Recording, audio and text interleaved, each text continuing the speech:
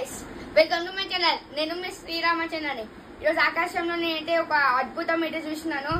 అది ఏంటిదంటే, ఇప్పుడు మనకు తూర్పు సైడ్ ఇటు, పడమ సైడ్ ఇటు, తూర్పు సైడ్ నుంచి సూర్యుడు ఇట్లా వస్తున్నట్లున్నారు, పడమ సైడ్ ఏమో సూర్యుడు ఇట్లా కిందికి వెళ్ళిపోతున్నట్లు ఉండేది.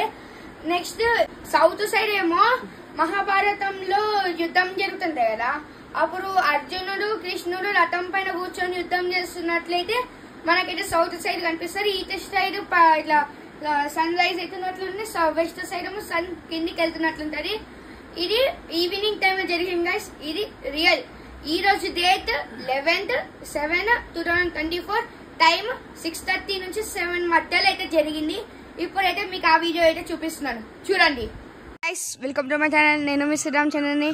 ఇక్కడ చూడవచ్చు సూర్యుడు అస్తమిస్తుండు, ఇక్కడ సూర్యుడు ఉదయిస్తున్నట్లుంది కదా. నేనైతే నైట్ అవుతుంది గైస్. ఇది ఇప్పుడు ఈవినింగ్.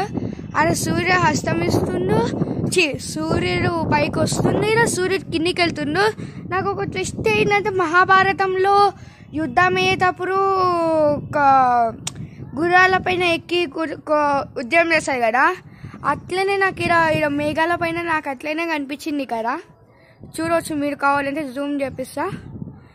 చూడండి, అదేదో ఎవరో ఇద్దరు వ్యక్తులు ఇట్లా చెయ్యి ముందుకు అంటున్నట్లు ఏమో ముందుకు వెళ్తున్నట్లయితే ఇట్లా అది ఒక ఆకారం అయితే వచ్చింది అక్కడ.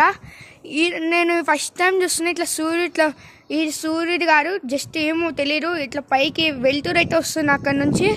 ప్లస్ ఇక్కడ నుంచి అయితే మొత్తం సూర్యుడికి అయితే కిందికి వెళ్ళిపోతున్నారు. ఇది నిజంగా ఈవినింగ్ అవుతుంది గైస్. నేనైతే జోకెట్లు వేయట్లేదు, నిజంగా సూర్యుడి కిందికి వెళ్తున్నారు.